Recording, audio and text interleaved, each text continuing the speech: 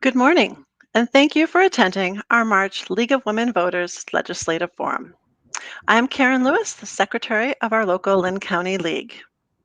Since its founding in 1920, the League of Women Voters has been a nonpartisan organization that encourages informed and active participation in government. Through its mission, the League works to increase understanding of major public policy issues and influences public policy through advocacy and education. This morning's forum is part of our voter education efforts.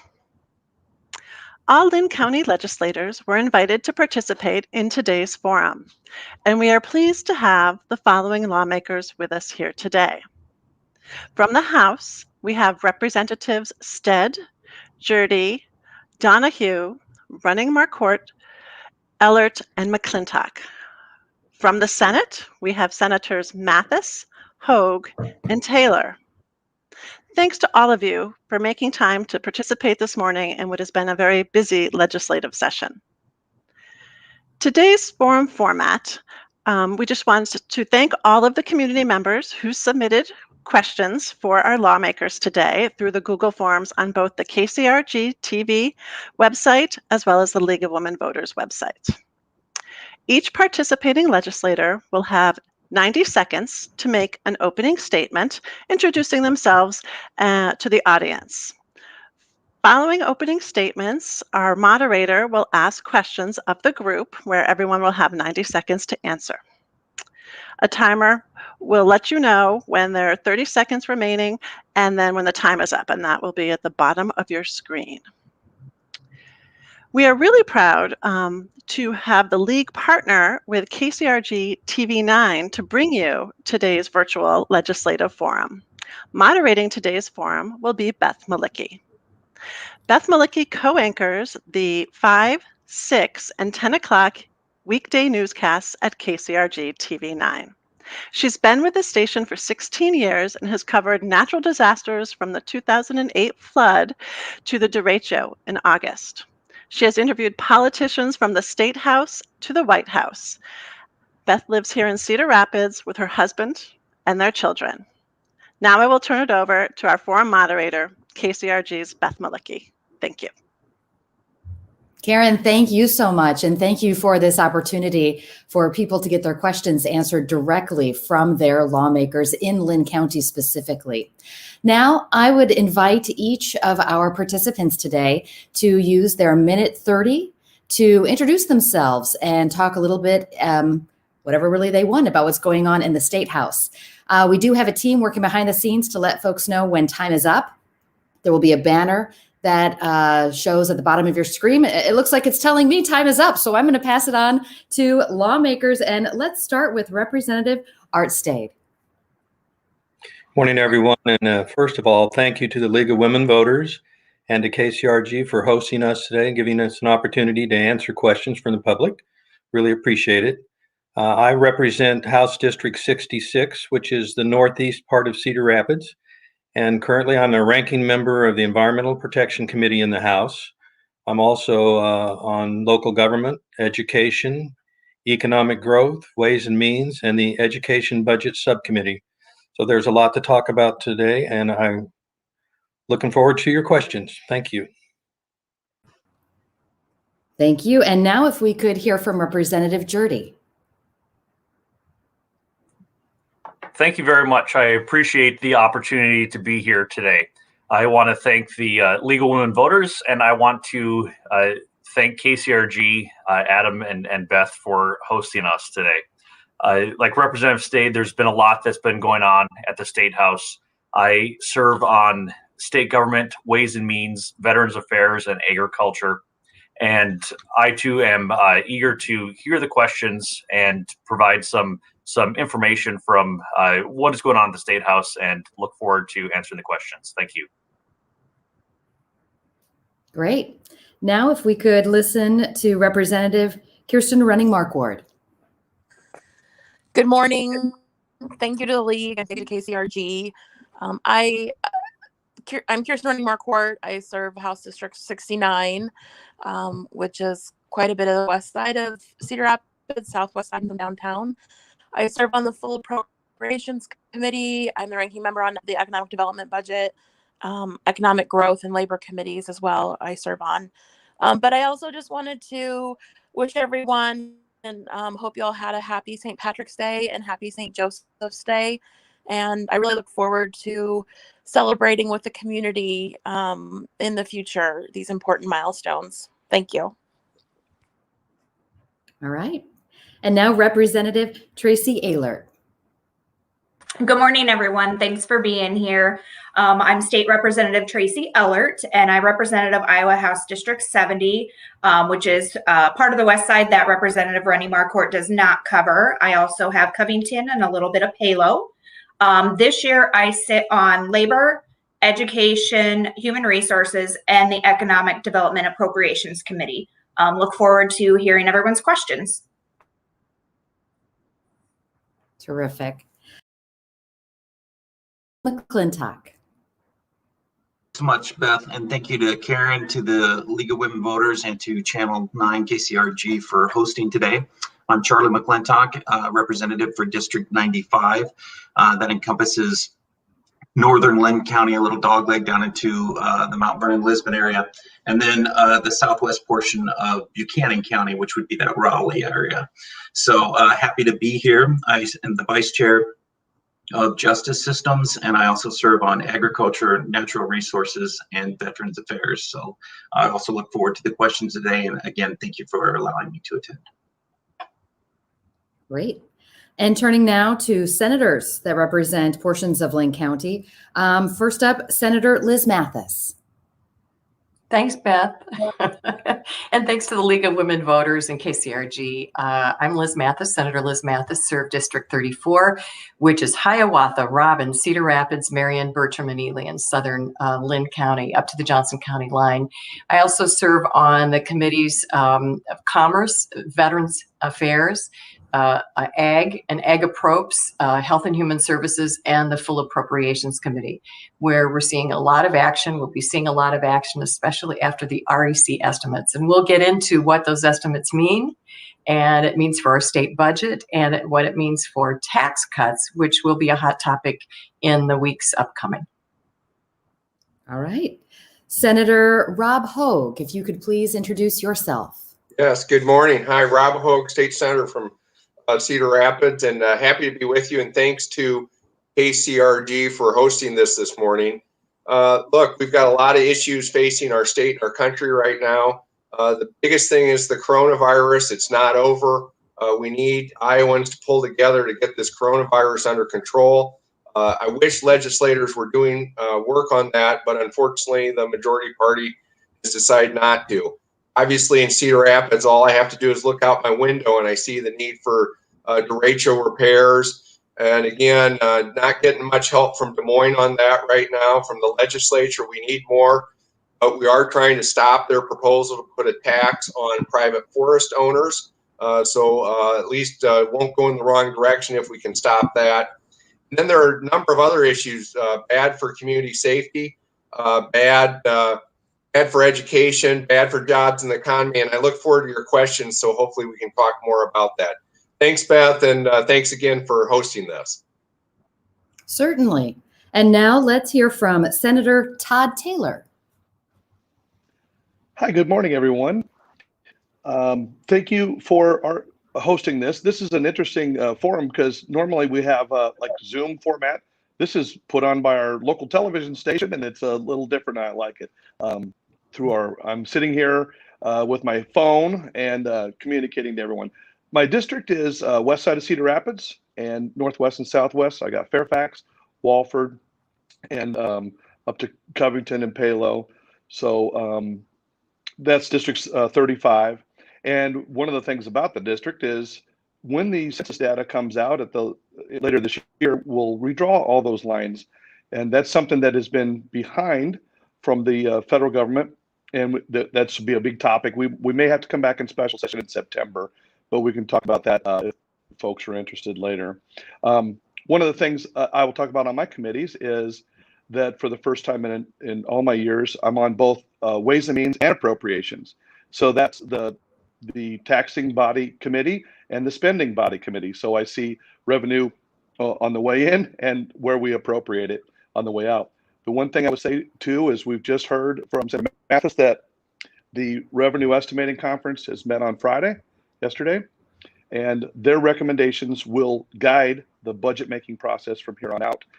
And of all of the policy things we talk about or should talk about, that happens every year. But the one thing we have to do is a budget. So our budget building process really begins in earnest, I think, after yesterday's meeting. Thank you. Thank you, Senator. And I would like to apologize to Representative Molly Donahue. I don't know what happened to me. A Saturday morning brain, I guess. Molly, we would love to hear from you as you introduce yourself for 90 seconds. Absolutely, no problem at all. I am Representative Molly Donahue. I represent House District 68, which is Marion, Bertram, and Ely, and then there are pockets of Cedar Rapids. I am on the Environmental Protection Committee, Labor Committee, Education Committee, and State Government Committee, and then also the Health and Human Service budget. And there is a lot going on at the State House, so I'm looking forward to what's happening, and thanks for hosting today. Thank you so much. And now that we've done introductions, we get to dig in and start with our questions. Each person, each representative and senator will get to respond for 90 seconds to every question. And I do want to jump right in with what we heard yesterday from the Revenue Estimating Conference about the future of Iowa's economic outlook and how much in terms of tax cuts, if any, the state can weather and still proceed with its general functioning. So it's a very broad statement. I guess the question is, what kind of tax cuts are we talking here? Which ones will you support? And I don't know if we have to go in any particular order. If anybody wants to go first, you just jump in. Well, Beth, this is Rob Hogue, and I'll start with that. Here's the problem. The state right now is not meeting its obligations for education, healthcare, and public safety. And it's premature to be talking about tax cuts, in my opinion, when we're not meeting those basic obligations. And let me be concrete about that. The education bill that was passed in February cuts our preschool program statewide by $7.4 million. And was far short of what the Cedar Rapids School District said it needed just to break even, which was 4.8%. The state provided half that. And so it's hard for me to think that we should be cutting taxes when we have basic needs that need to be met, in addition to what we need to be doing for derecho recovery in cities like Cedar Rapids, but it's not just Cedar Rapids, there are communities across our state.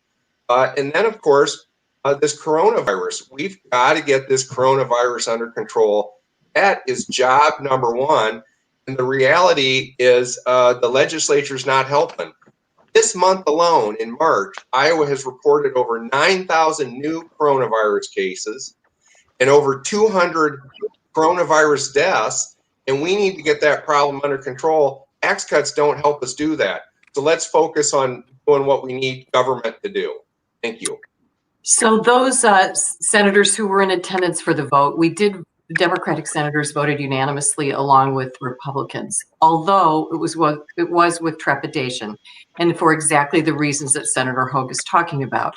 So we did agree that we've long held the belief that inheritance tax should be in place.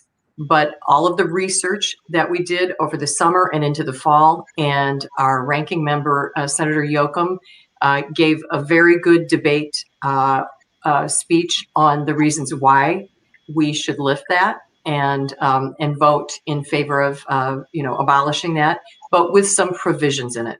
So it's not full bore. If you read the bill, you'll also see that the triggers have been met.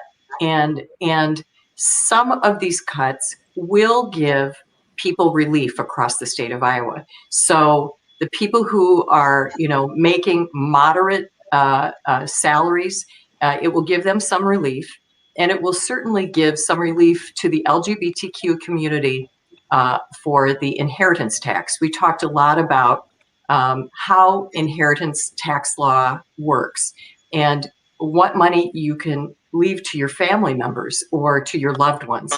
And so there are provisions in there that I think would help the LGBTQ community in giving some of their inheritance and non-tax it. So there are some good parts in it, and that's why we voted for it. I'm sure the House will take it up and change it, and I hope make it better. So we're relying on our Democrats in the House to do that.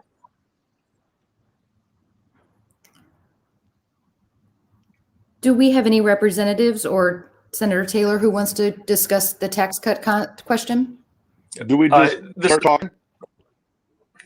I'm not sure. Sorry, I'm not sure. I was also going to say, particularly with the inheritance tax bill that we just did this week, that was before we had our revenue estimates on Friday. So that bill has to change. It will change because we haven't put all the building blocks together of what our budget looks like, what monies we have available. Strongly agree with Senator HOGG that some of our priorities, whether it be disaster recovery or the COVID disaster recovery, we need to focus on. The revenue estimating conference yesterday painted a rosy picture. That's great for Iowa, great for our economy, because we took so many hits about a year ago. It is building back. How far we can go is still a question. So we're at the very, very beginning stages. There are plenty of tax cuts that Democrats would support if they're progressive and they affect the middle income folks as well as pay for our priorities. If we just want to give a big tax cut to the wealthy, I don't think that's necessary right now because people still want services that the taxpayers pay for. For representatives, since there's so many, I might just go in order, and I want to mention that Representative EHLERT rather, is yielding her time. Representative McClintock, do you have any thoughts here? Yeah, I'll be quick since there is so many people that do need to comment on this. Two things on taxes. I did like the governor's Invest in Iowa. I was disappointed that we didn't have an opportunity to deal with that in this session and be able to debate that and do more with it. Particularly its impact it would have had on mental health. I think that that's a serious issue and that it needed to be dealt with.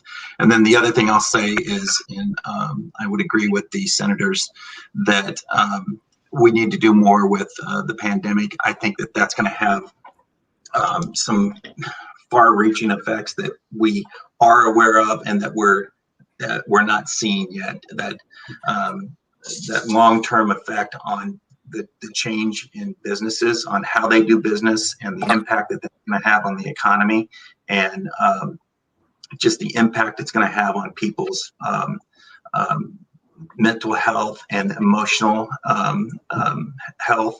So we need to stay on top of that, and we need to continue to have bills and ideas and monitor it in the future. So thank you. Representative running Mark Ward on taxes. Thank you. Sometimes we use these acronyms and we don't really talk about what they mean. And so the REC, the Revenue Estimating Committee, they're a committee that looks at how much in taxes are going to be collected in the next couple of years. And they also look at what the economy is going to look like as well in the next couple of years. And they decided for the state's fiscal year 21, a 1.9% growth. And that's a good positive indicator. But then in FY22, it was a 3.8% growth. And that's good news. And I hope that the state continues to move forward. Not just in tax receipts, but also for our economy to move forward. I am all for tax cuts, but I want to make sure they're fair and balanced. When the state doesn't put in its fair share for things like healthcare, for things like mental health funding for our schools and for public safety, then that money has to either be recouped another place or, you know, cuts persist. So a lot of times that means property tax increases. And so we have to, as legislators, balance out what does that look like moving forward. And I want to make sure that we're not putting more strain on property taxpayers as well. Those folks who are just, you know, barely getting by and just trying to do the right thing and pay for their homes, their mortgages, and their property taxes. And so, and sure, Yep. time is up. Thank you. Moving on to the tax question to Representative Donahue.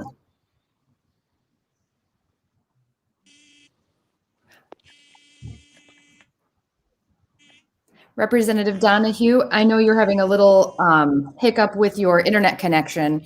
Can you hear me? I can hear you right now. We will come. Terrific. Great. And if you could share your perspective on what the REC came out with yesterday and how that relates to your support or not support of tax cuts.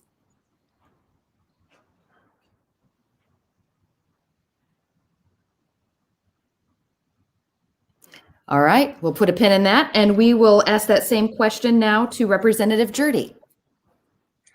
Thank you very much for the question. Like other representatives and senators have said, I think everybody likes tax cuts. And one of the number one things I heard when talking to constituents when campaigning is about the property taxes in the district. People wanted to know what we could do to lower the property taxes in the district. And I would say the number one thing is ensuring that as a state, we meet our obligations to everything that we need to support. And as others have said, that's healthcare, that's education, that's public safety, that's mental health care. And I think we need to be cautious and make sure that we cover everything that needs to be covered in the state. You know, for too long, we've had really anemic funding for public education. Senator HOGG had mentioned the $7.4 million cut in preschool education in our state. Preschool education in our state is absolutely critical to the success of individuals throughout their school career. It sets them up for success, and we can't be decreasing that budget. The other thing that I'm concerned about is really our COVID relief and what COVID will do on our local economy. And we have to ensure that everybody can recover at an individual level and at a small business level. And I know that there are still folks struggling out there with that. And so I think we need to ensure that we meet the needs of all Iowans before we start looking at major tax cuts across our state. All right, and now let's listen to Representative Art STAED. Thank you, Beth. I just wanted to say that taxes are something that has to be looked at in the broader picture, and the REC has just given us a point in time and a projection of what the economy might look like and what kind of taxes we might raise. But we also have to see this in the broader context of all the responsibilities that we have, particularly with the derecho and the COVID that has occurred in the past year. We have responsibilities to make sure that we have growth in the child care again and that we have help for our direct care providers. We need additional housing in the state. We need to fund our mental health better, particularly children's mental health. Representative GJERDE talked about the preschool. We also need to work on school remediation for those students that fell back in their achievement because of the COVID situation. We've got small businesses that are hurting. We haven't done anything to address our water quality for the future of the state. I mean, we have all kinds of issues that could be addressed with additional funds that we might, because as the economy grows. So we need to look at the future, build and rebuild the state of Iowa so that we can always look forward to a good economy. And I think that that's an opportunity we have now. It also means looking at the taxes that we can relieve and make fair across the board. So this is an opportunity to address things head on and do some good with what we can before this legislative session ends. at this point, I don't think we've addressed those issues. We don't, I'm a Democrat that doesn't control the agenda, and we don't control the outcome of the votes. So hopefully we can convince our colleagues in the House and Senate to meet some of the needs of the people that are experiencing those difficulties right now. Okay. Did I miss anyone? Unfortunately, we have the internet conundrum with Representative Donahue, so she is not able to join us for the remainder. I do want to turn to a new question. We got quite a few, and I know you've probably gotten these as well, around derecho recovery. And this is specifically in regards to, can we fix the hole in our communication system after a disaster of that nature? And another piece of that, should heads roll like they did in Texas after the disaster regarding the big cold snap that resulted in the lack of power and even water for so many? What at the legislative level, if anything, do you think needs to change regarding derecho response? And we started with the senators last time, so this time let's start with our representatives. Representative Running Marquardt, if you have anything on that. Thank you very much. I spoke with Homeland Security, Iowa Homeland Security, to make sure that we're going to be having an evaluation process for derecho. I also talked to DHS about it as well. They said that is something that is soon to be coming, and I think it's really important to make sure that we go back and look at things that worked and what things didn't work, so that if anything ever happens again to the magnitude of the derecho that happened in our community, that we can learn from the mistakes that happened. There were some mistakes. I don't think we had any kind of emergency management playbook of the derecho coming through. And I also think that we needed to do a better job at looking at housing and food as priority in disaster recovery.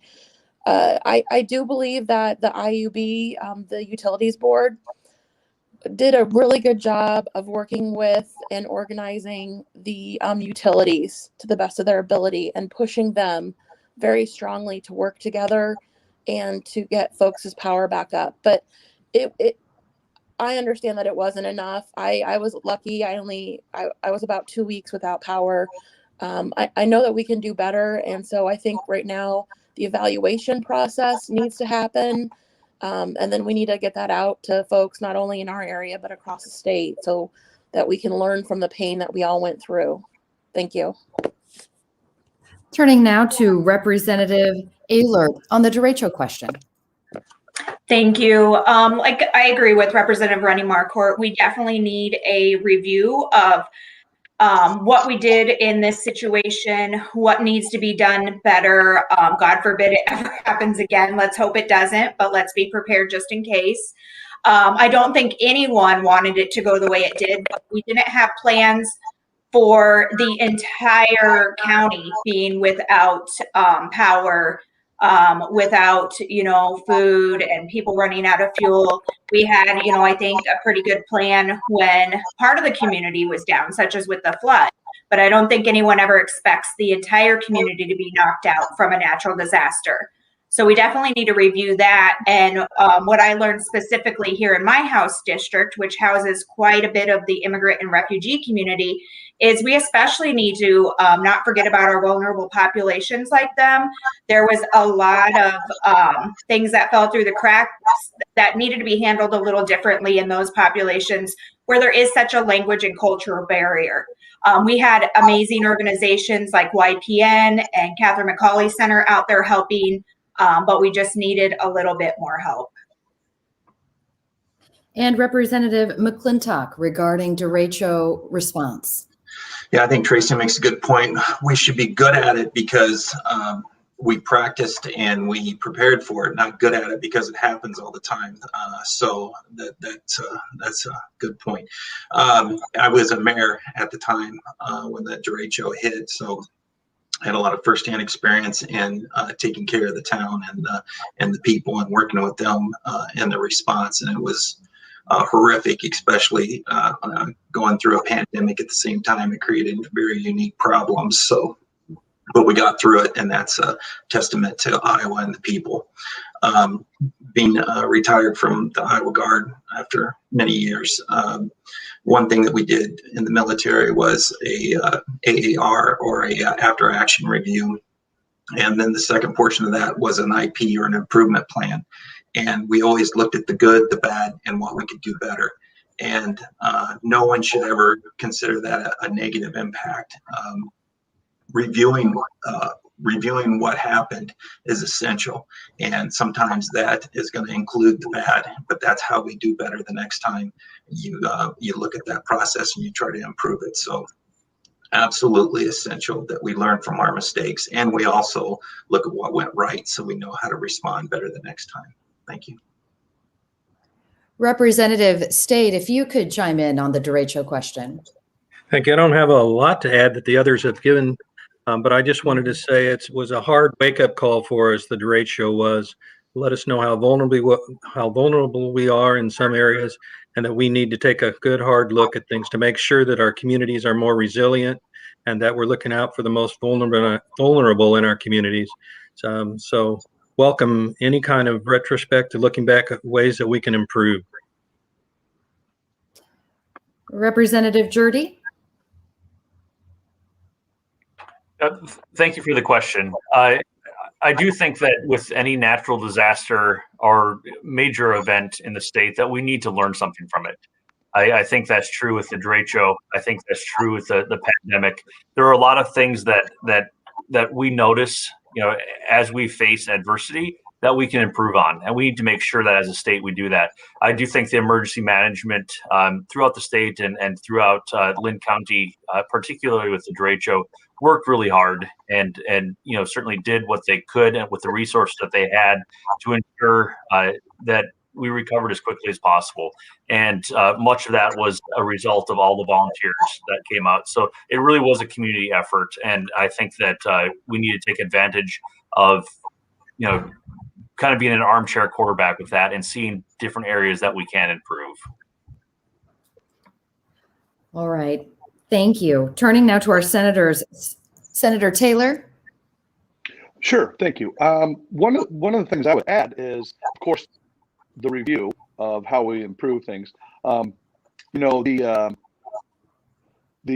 Texas connection. Texas does not have a regulated utilities like we did, so that's part of their problem. I know that's not the question, but our utilities is regulated, and working with the utility board director, I know that during our disaster, the folks that have the infrastructure, the trucks, the staff, the expertise that don't have to be told what to do, showed up, and they really helped out to get people back online as quick as possible. That's awesome, but we need to improve on that and the preparedness. Hopefully our review will help us with that. Marshalltown, for example, wasn't fully recovered from their tornado, and then we were improving after the flood, of course, many years later, but then the derecho hit. So we've had disaster. Our colleagues outside of this call from around the state, they also, and they've expressed to me, they have disaster fatigue. Oh, really? Linn County's going to ask for more money, Well, not necessarily, but we need to work together. And the kind of the last thing I would say is, I know that there's a lot of people that got hit way harder than me personally, and there are still, we have legislation that we need to work on so that people do not prey on seniors who need help for consumer protection. We need broadband to so people aren't out of internet for so long. Oh, time's up. Thank you. Senator HOGG. Yes. So a couple thoughts. First of all, I've been disappointed with the lack of focus on the derecho recovery and coronavirus in this legislative session. And one of the things people might not appreciate when the other side is raising these hot button ideological issues like vouchers or taking away SNAP assistance from people, or bringing in educational leaders to berate them because of Black Lives Matter, that takes a lot of the energy and oxygen away that ought to be used for bringing people together to address the derecho. And the two things that I would add that have not been talked about is we need assistance for bringing back our forests. Our forests across the state, we lost 25% of our forests in the state. And instead of that, the Republicans from Southern Iowa have led with this proposal to actually tax our private forests. That's the wrong direction. And then the final thing I want to raise is housing.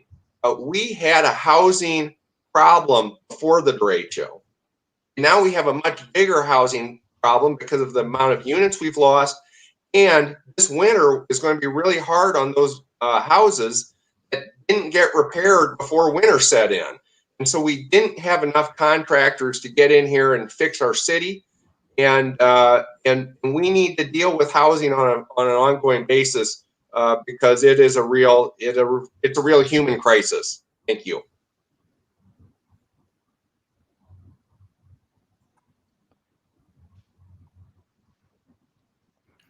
Okay. And now Senator Mathis. Yes, thanks, Beth. Molly Donahue, Representative Donahue and I met with the governor when she came to Marion on that Monday or on that Tuesday. And we listened to the conversation that she and the Homeland Security Director at the time were having with the mayor of Marion and several other elected officials and, people in emergency management.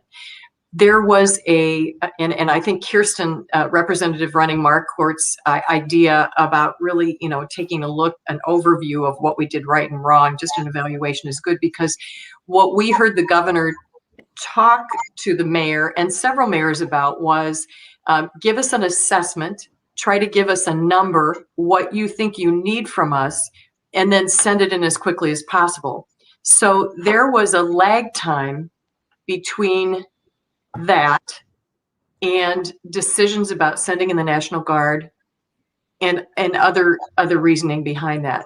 So there needed to be more urgency, and I think we need to look at decisions need to be made quicker, more quickly, and that lag time, should not be there. We just have to work with urgency. So I think we should probably focus on that. We did have some really good response from DHS in that they came out and they saw the need for food, and they asked for CMS for a waiver for food stamps. And so more people were able to, use food stamps and register quickly for them. The lines were, they tried to make the lines shorter for that. They were able to add hot meals to that. So there are several things that went right, but we did see the curtain was pulled back and we saw a lot of need in our community. That's the bottom line. So I believe this is probably our last question, just looking at the clock so that you all have 90 seconds to wrap up at the end. This question is on the topic of bipartisanship.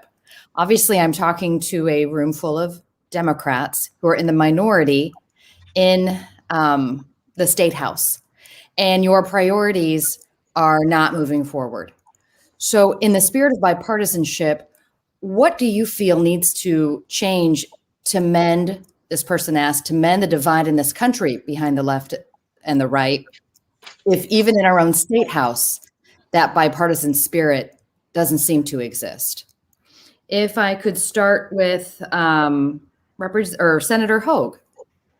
Sure. Thank you, Beth. And we're in a very difficult time as a state and a country. We're just a couple months removed from the awful attack on our Capitol on January 6th. And I think the most important thing for bringing our country together is to address big challenges together successfully.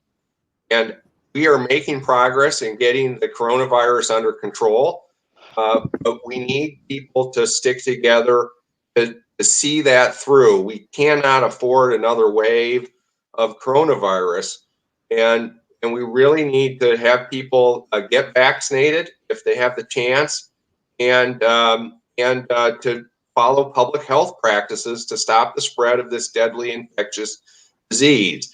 Beyond that, I recognize the American Rescue Plan that Congress has passed, the COVID relief bill, is going to provide a lot of assistance for people. if we can get the coronavirus under control, and if we can use that federal assistance to get our economy going, I think our state, our country will be in a much better place. But those are not resolved issues. I hope people will pull together so we can solve these problems together. And now if I could turn to Senator Taylor, I do want to mention not everybody in this room is a Democrat. We do have a Representative McClintock, the Republican, who is on with us today. But I'm sorry, Senator Taylor, if you could respond. Sure. Kind of my first thought is on the need for bipartisanship. You know, I would say, well, elections have consequences, and you know, to the victor go the spoils. And we have a president, House and Senate on the national level that's Democrat, and a governor, House and Senate on the state level that's Republican. We're passing, in my opinion, really bad, you know, voter access laws in Iowa, and we're seeing some good legislation on voter access to the polls on the nationwide level. You know, so there's this dichotomy, and it would be, I think, would be better served the people that if we would, you know, not be so polarizing. That's easy for me to say. I'm in the minority, but there are some things that we can work together on that I think the people really want us to work together. We all say it. We all say it in our campaigns, and then we get to the legislature, and if we're outnumbered, you know, my bills die if it has my name on it. So I have to say, here's a great idea. Let's take my name off of it, and let's deal with it together. And that's unfortunately how we have to deal with things. I will just make a point, though, that there's the governor has a housing bill. We have a housing crisis looming, and the disasters haven't helped any with that. But we are working together in a bipartisan way. It'll be I won't say unanimous because I can't promise that, but it'll be a bipartisan bill. Help people in the development level, clean up brownfield, grayfield, low and moderate income, and workforce housing. So there's things we can work on.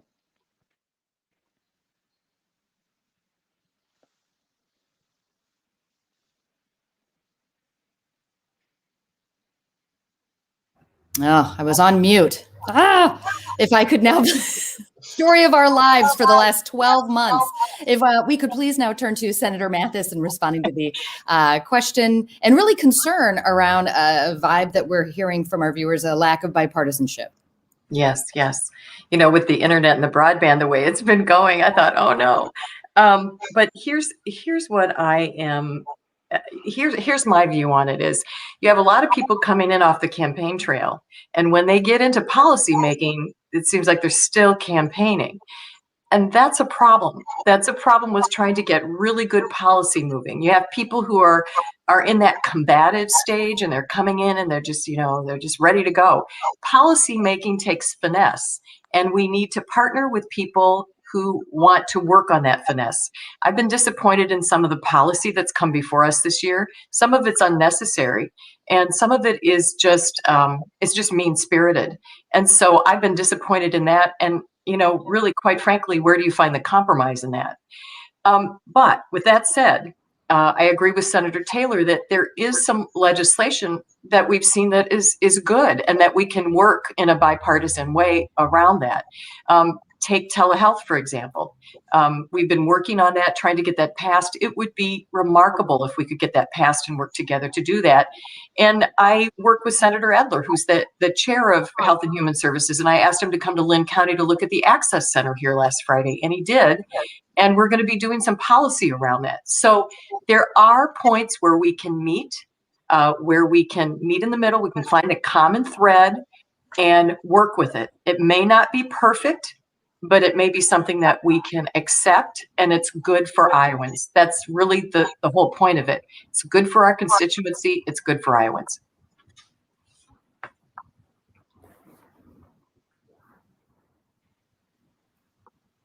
Okay, thank you, Senator Mathis. If we could now hear from Representative Art Stade.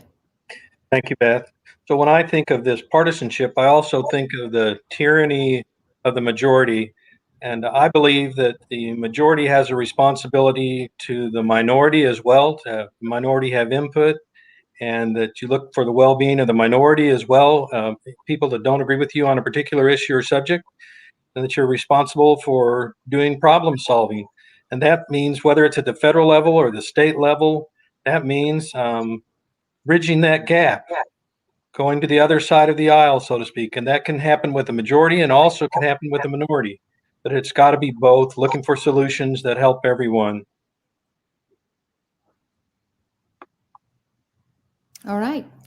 And Representative GJERDE? Thank you. One thing that I campaigned on was really truth and transparency in government. And I had said that I'd be willing to work with anybody and vote for any legislation that was good for our state and good for our constituents. And I still hold that. I still hold true to that. I do say that the state house is a lot more partisan than what I even expected it to be. There is legislation that isn't, making it to subcommittee that really would be good legislation for the state of Iowa and for our constituents, and that's frustrating. I will say though that I have had success working with my Republican colleagues, and I had a piece of legislation that I authored that was co-sponsored by Representative Meyer to allow children access to bronchodilators in schools. And it passed subcommittee unanimously, it passed Human Resources unanimously, and it passed the House unanimously. And now it's sitting in the Senate.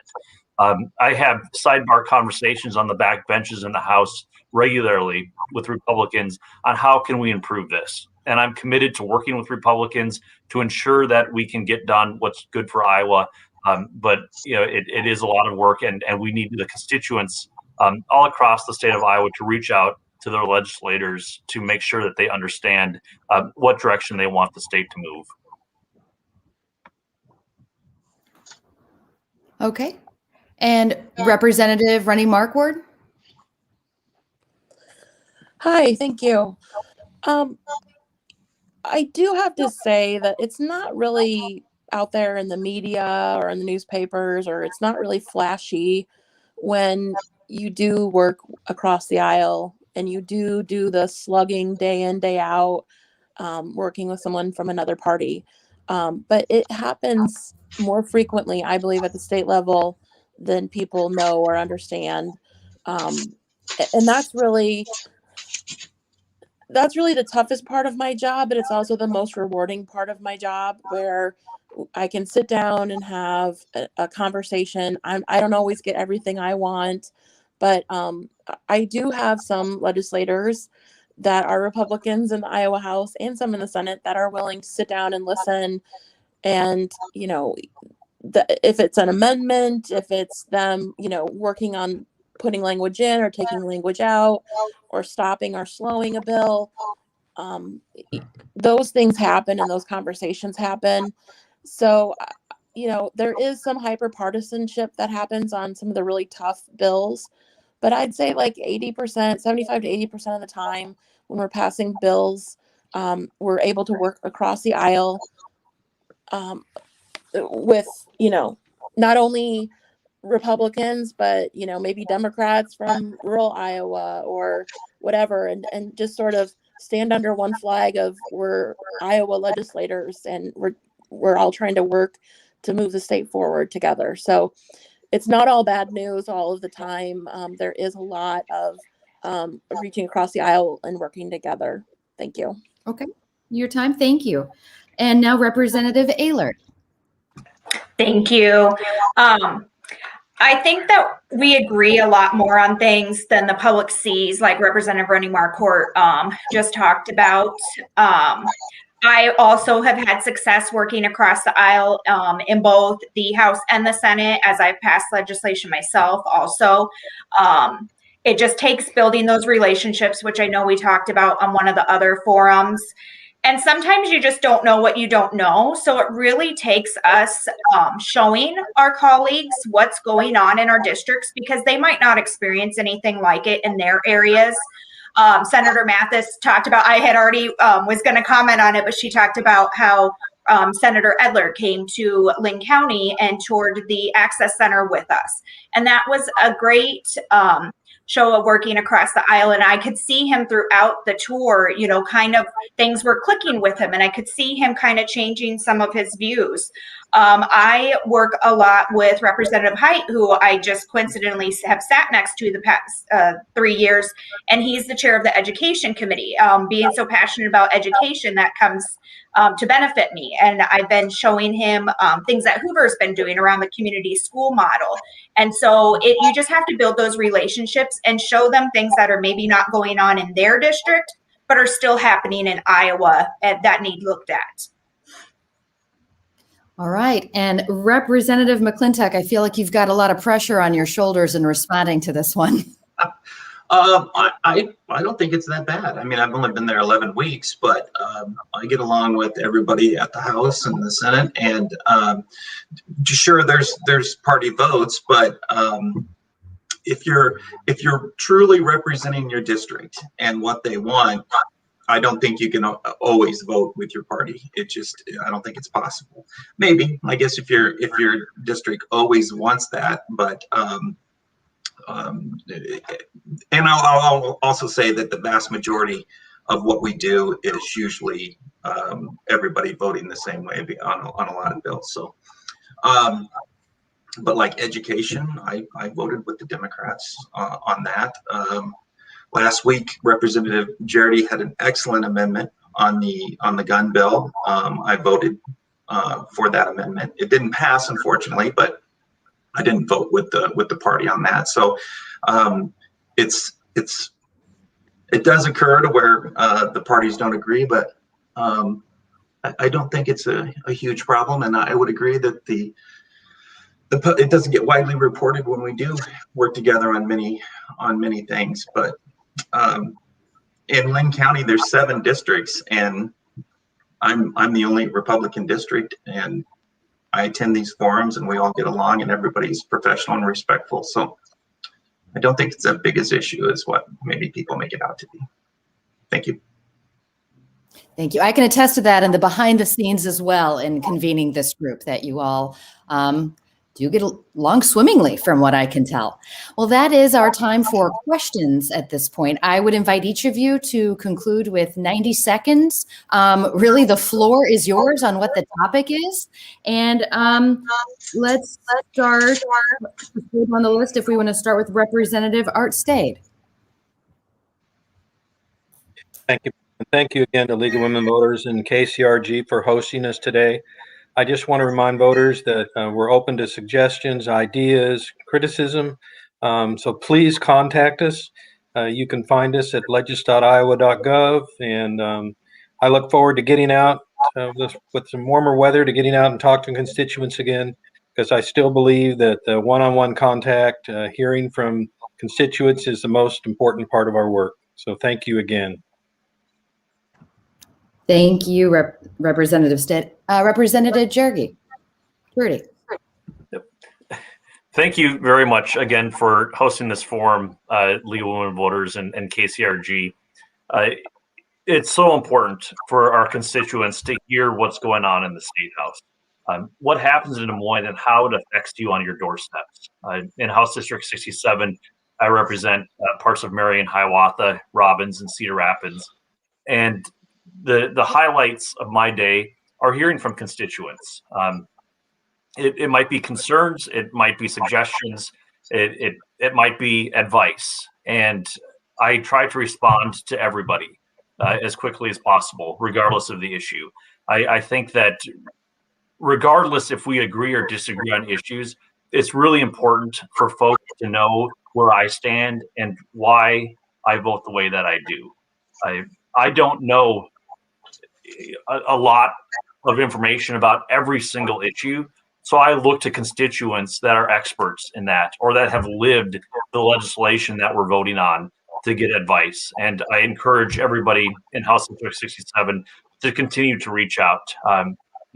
Give me a phone call, send an email, and I will certainly do what I can to reach out. And I, like Representative Art STAED said, I can't wait to get back out and see you folks in person and hear about what's going on in your lives and the direction you want our state to move. Representative GJERDE, thank you. Representative Kirsten Running Marquardt. Thank you, Beth, for hosting this today. And thank you to the League of Women Voters as well for putting this on. You know, as well, I have the message as well, you know, please reach out. I know other legislators put that out there, but I guess really what I want to leave everyone with is that we've really been through some stuff as a community through the pandemic, the derecho, economic hardships on many families, you know, our kids not being in school or being in school. Many folks we know have lost loved ones or are still suffering from COVID. But I really believe, you know, the spirit of our community is strong and our better days are ahead of us. And I look forward to, you know, reaching that herd immunity, folks getting vaccinated when they can, and truly believe that we have better days ahead of us. And I'm excited to be a part of that. Thank you. All right. Representative TRACY EHLERT. Thank you, Beth. Thanks for hosting along with League of Women Voters, and thank you for everyone that's listened today.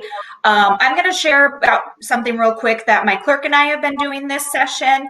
We've been getting a lot of questions about how people can get more involved or find out about bills that are of their passion areas.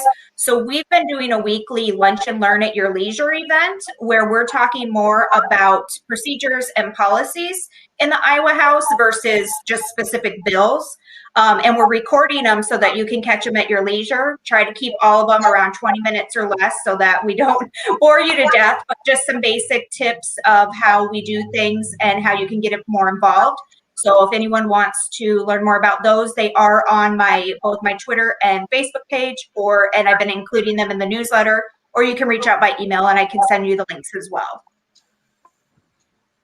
Thank you. Representative Charlie McClintock.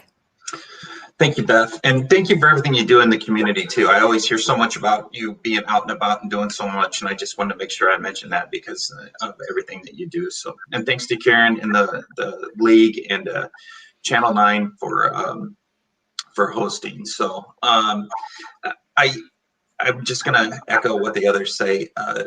Looking forward to better weather, which is improving all the time, and getting out there and talking to people. You learn so much, and it's not that social media isn't a good forum and that email isn't, and the phone calls or folks connecting that way, but when you're in a forum where people can say, wait a minute, why did you vote this way, or explain the bill to me, or explain what's coming up or whatever, it's so much, the communication is so much better. So I do look forward to that as well. But I don't want to minimize the fact that social media is such a good tool for the folks that want to utilize that. So hit those Facebook pages, not only for me, but for the other representatives as well, and get our newsletters and email us, and we'll make sure that we stay in touch. So thank you. Thank you. Senator Liz Mathis. Thanks, Beth, and thanks KCRG for doing this, and the League of Women Voters. We really appreciate it because it just helps with transparency, right? We get to shine a light on the things that we think are going well and some that are not going so well. So thanks for doing that. It has been a tough session. We presented a number of bills around COVID and the derecho, and the majority has chosen not to bring those up. And that can be very frustrating. But at the same time, I'm looking out, and I know every representative and senator on this call today have used their resources to the best of their ability to help other people during COVID and during the derecho. And that I'm really proud of. I think we've, really worked on the ground with community members to try to help them get the things that they need to get through the pandemic and the disaster for our area. Another upside is participation in subcommittees. As Representative EHLERT, said, we've had, times where, you know, you can plug into the conversation. We've had record numbers of people on our subcommittee calls. One was 150 people on one Zoom call for a subcommittee, which is unheard of. You couldn't get 150 people in a room for a subcommittee, you know, let alone, you know, it's great that they're on a Zoom call and they're listening. I think people are getting more involved, and it's better participation, at least on the Senate side where Zoom is related. We've seen on our emails, we've seen a lot of questions, which has increased, and that's all good. It's really all good. So keep contacting us. Let us know what you think, how you think, you know, our votes have gone, because we want to hear it. Thank you, Senator Mathis. And now Senator Rob HOGG. Well, thank you again for this opportunity. Look, there are some big decisions facing our state right now that are pending in the Iowa legislature. Iowa for decades has had a permit system for firearms. There's a proposal to get rid of that. I think that makes us less safe and takes us in the wrong direction. There are proposals to, there's a bill that passed the Senate to take away food assistance from as many as 50,000 Iowans. I think that's the wrong direction. We have an economy that is not performing at the high level that we need, and that was before the coronavirus. Iowa was lagging the country in job growth. And we actually, the last data we actually have fewer Iowans working today than we had 10 years ago, even though nationwide employment is up 11 million. So Iowa has some really serious questions to address. I mentioned earlier, I thought it was terrible the way the House Oversight Committee attacked Ames for trying to address racism historically and currently in Iowa with a Black Lives Matter curriculum. And so we've got some fundamental issues to address. Here's the hope. Citizens getting engaged, a spirit of citizenship. If we can get this virus successfully under control, get our economy going again, I think we can have better days ahead of us. But it depends in part on you getting involved and doing what we need to do to solve the coronavirus, get our economy going, and then build a better future for our state. Thank you. Thank you, Senator HOGG. And now, Senator Todd Taylor. Thank you, Beth, and thank you to KCRG and also to Karen and the League of Women Voters. This is an awesome format. Appreciate it. If I could sum up my college education in a couple of sentences, it would be arm yourself with information and learn how to ask the right questions. Asking the right questions is critical for journalists and critical for politicians and parents and school children. So you need to arm yourself with information and ask the right questions. So one of the things I'd like to focus on is education. So I'm seeing some bills that are taking us away from our focus on education in Iowa. We used to be number 1 and number 2 in reading scores and test scores in the 3rd, 5th, and 8th grade levels, and class size. And of course, we've had the pandemic, and so we're having other issues on top of that. Some of our bills that we're looking through are to take away our funding and our emphasis on education. I think that takes us in the wrong direction. So if I could just sum up, people can vote for their representative and their senator, but they can't vote to send us to Des Moines in the majority. That's done by all the people across the state. And so if we can arm the people with information and help them sort out the spins so that they know when they're getting spun, they know when there's misinformation, they can help us, they can be a better informed electorate. And so that's what we should do as legislators. And that's what I think is part of our challenge. So I'm happy to work on these bills we've talked about, and we've plenty of work to do. And I appreciate the opportunity to speak today. Thank you so much, Senator Taylor. Well, thank you everyone for getting up on a Saturday morning and doing your hair. And I really appreciate learning a bit more about each one of you and your stances, as we as journalists can never stop learning to do the best job possible to elevate the information for all of Iowans. So thank you for joining us. Thanks so much to the League of Women Voters for inviting KCRG to be part of today's event. And I wish you all sunshiny weekend days and get that vaccine. Take care. Thank you. Thanks, Beth.